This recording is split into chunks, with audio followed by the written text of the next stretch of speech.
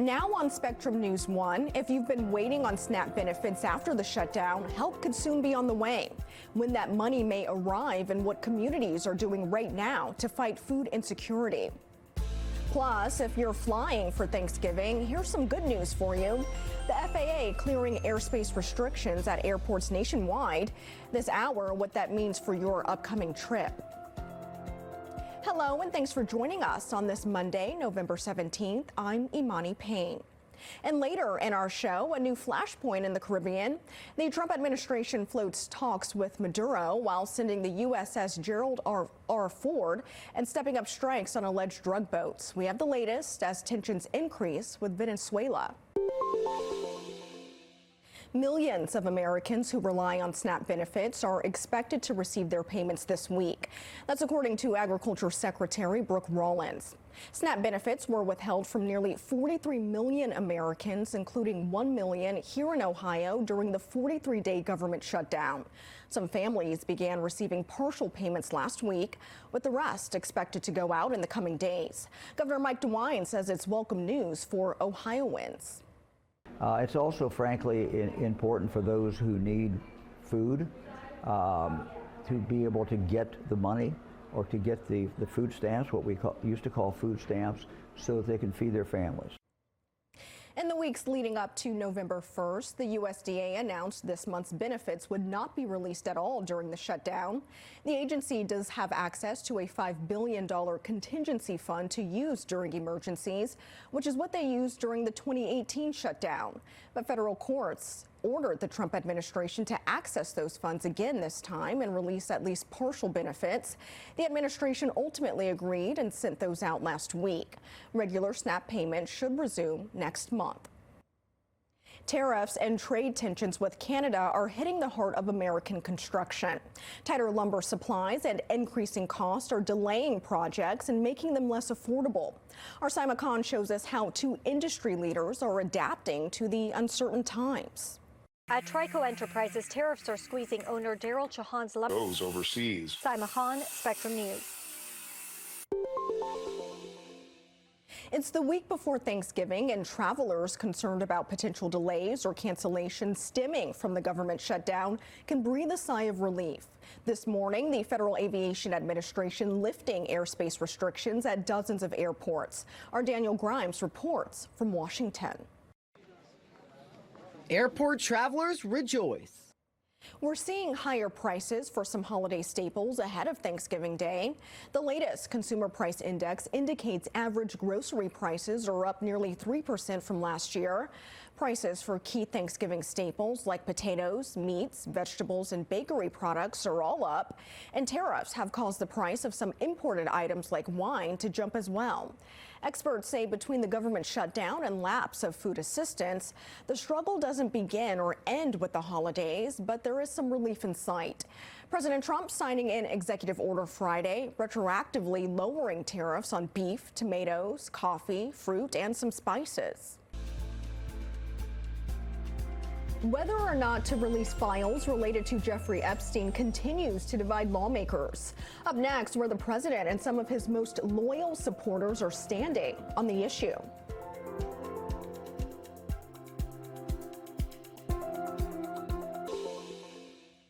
The Epstein files taking center stage in Congress this week. President Donald Trump now telling House Republicans that they should vote to release the files, a reversal of his previous stance. The question of whether to release the files on the convicted sex offender causing a divide among the GOP, including a split between the president and one of his fiercest supporters. Our Reuben Jones has the latest from Washington. His remarks, of course, Customs and Border Patrol agents are in Charlotte, North Carolina, in the Trump administration's latest crackdown on immigration enforcement. U.S. Customs and Border Patrol Commander Gregory Bovino led hundreds of agents on a similar operation in Chicago. He says there were more than 80 arrests this weekend alone, the effort being dubbed Operation Charlotte's Web. The granddaughter of the book's author criticized the agency for using the book reference with a message opposite of the story's meaning. The operation is expected to last about a week. President Trump says his administration may hold talks with Venezuela's President Nicolas Maduro. This as Secretary of State Marco Rubio says a Venezuelan crime cartel will be designated as a foreign terrorist organization. The aircraft carrier USS Gerald Ford arrived in the Caribbean Sunday. It's part of a display of power meant to enforce what the administration insists is a counter-drug operation. The U.S. military holding joint exercises with the island nation of Trinidad just 7 miles from Venezuela. Maduro denounced the exercises. These are intended to be threatening to Venezuela, which does not allow itself to be threatened by anyone. They say they will do this from Monday to Thursday. The U.S. launching at least 21 strikes on alleged drug boats in the Caribbean and off of South America. The strikes are part of the Trump administration's drug enforcement campaign. Well, they say the early bird gets the worm, but do early morning sports practices give athletes an edge? Up next, what new research from Ohio State is revealing.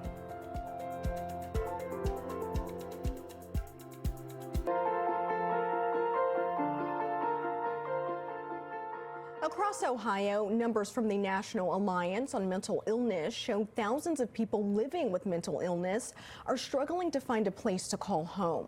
Our Sheena Elzie shows us what that number looks like through the eyes of one man trying to change the system. For Gino Shankly, more than 2/3 of students go to school without pens, pencils, and other necessities. Teachers are often the ones stepping in to help, using their own money to save the day. Still ahead, how one Ohio group is making sure they don't have to, giving them the supplies their students need.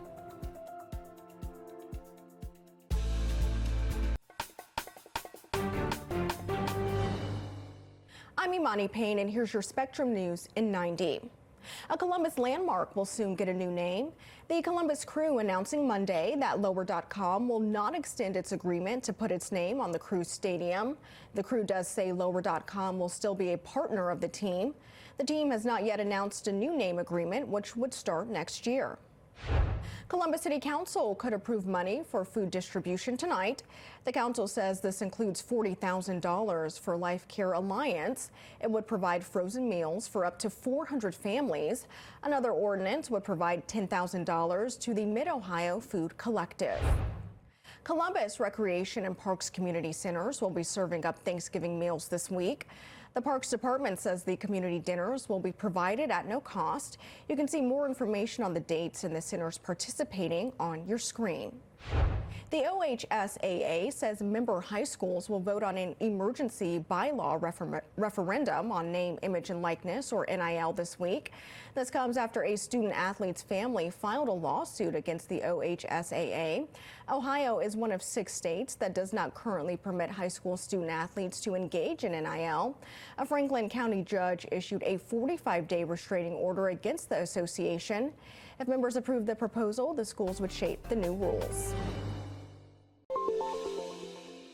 Volunteers in Dayton are setting their political differences aside to help those in need. For the first time ever, the Montgomery County Republican Party partnered with the county's Democratic Party to host a food drive for those in need.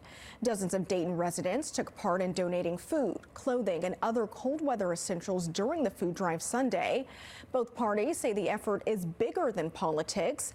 They also hope they can set an example of what it means to put differences aside to help a neighborhood in need. We're spending so much time and so much energy fighting with each other. We're not spending any time and energy talking to each other, figuring out how we can come up with solutions. We're all Ohioans, we're all Daytonians, we're all Americans. So, let's pull our assets, our resources together, challenge each other for some positive outcomes. Republican candidate for governor Vivek Ramaswamy also made an appearance, echoing that message of looking past politics for the greater good of the community. Volunteers in Summit County are also helping community members in need.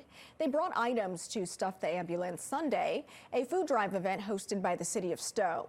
The food collected from the drive will go to community members and local food pantries. We talked with one mom who says she took her 3-year-old son to this food drive to instill a sense of giving.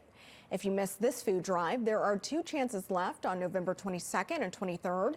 You can also take your donations to Stowe City Hall. With the middle of the school year and holidays approaching, teachers across the country are continuing to reach into their own pockets to pay for classroom materials. And with the current state of the economy, the cost of many supplies are increasing. According to the National Education Association, on average, teachers will spend between $500 and $900 each school year. Our Elise Underwood shows us how one initiative is helping teachers shop with support. Crayons to Classrooms, working with teachers for several years. It was recently ranked 5th among the nation's top-rated education nonprofits. Here's a look at some of our political headlines this midday. The Supreme Court taking up a case about whether the Trump administration can turn back some asylum seekers at the U.S.-Mexico border. The issue is the legal definition of when someone arrives in the U.S. to seek asylum. An appeals court ruling earlier that a person on the Mexican side of the border can apply for asylum without physically being in the United States. If this definition is overturned and a person needs to be physically in the U.S. to apply for asylum, the U.S. could cap the number of asylum seekers able to cross the border to submit an application. Beginning today, the Federal Aviation Administration lifting its flight reductions at 40 airports across the country.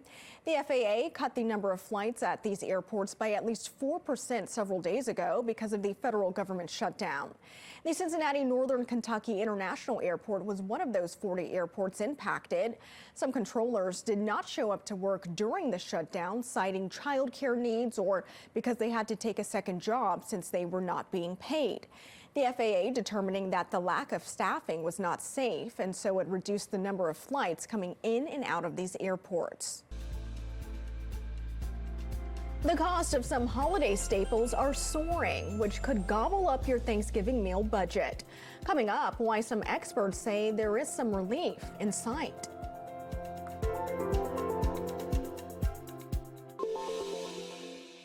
It's starting to feel like winter. For many of us, this is an exciting time of year to go outside and play in the snow, go skiing, or even ice skating. But winter can also bring hazardous conditions like heavy snow, ice, freezing rain, and flooding. And to prepare for winter weather, the Columbus Department of Public Service says it has some new technology this year. It's getting new trucks that have wing plows to clear the roads more efficiently. The department is also getting friction sensors for the roads. When it snows, that causes ice that reduces friction in your tire's ability to stick to the road. So if we can measure that in real time, we can adjust our response, maybe add more salt or use less salt to be more efficient. So we're excited to try that program. Experts have some advice to make sure everyone's ready. Things like having an emergency kit and a plan in place can help. They also say knowing where to get reliable emergency communications like winter warning alerts is beneficial, and actually practicing your plan to make sure the entire family understands it. Thanksgiving is the busiest holiday for travel, and this year, roads and airports during the Thanksgiving holiday period are expected to be busier than ever. AAA predicting nearly 82 million people will travel at least 50 miles from home during the period that runs from the Tuesday before Thanksgiving to Monday, December 1st. That's 1.6 million more travelers compared to last Thanksgiving and a new record. AAA says the reason people travel more this holiday than many others is sentimental. But the point is that you spent that time together. And I think we can't overlook that emotional component of travel, because that's what drives so many people. And we've seen this post-pandemic, especially this desire to have experiences versus material things. AAA projects the majority of people, at least 73 million, will travel by car.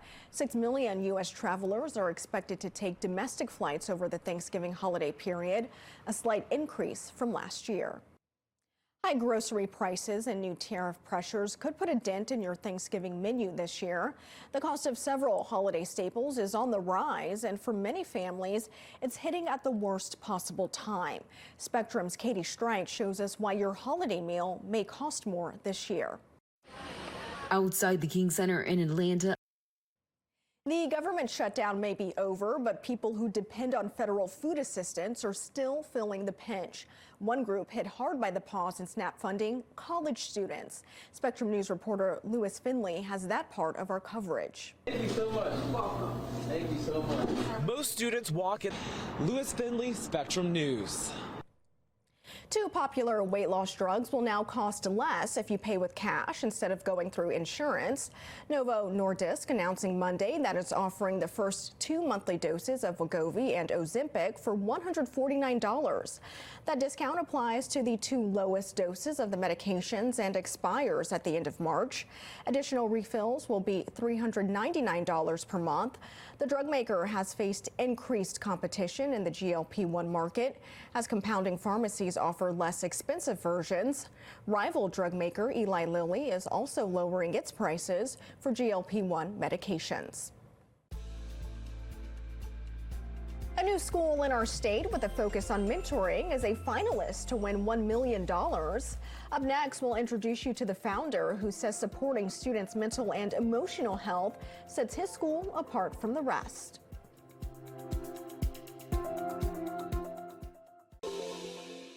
An Ohio all-boys school is a finalist to win $1 million. And if it wins, its innovative teaching style could be taught in other schools across the state. Our Rose Todd speaks with the founder to learn what makes this school different. Brandon R. Scarborough leads in Dreams Academy was recently added as an EdChoice provider, giving students another way to help pay for the school. That'll do it for another hour of news here on Spectrum News 1. But coming up after the break, we'll get a check of our top stories across the state, as well as your latest Weather on the One's forecast. Stay with us.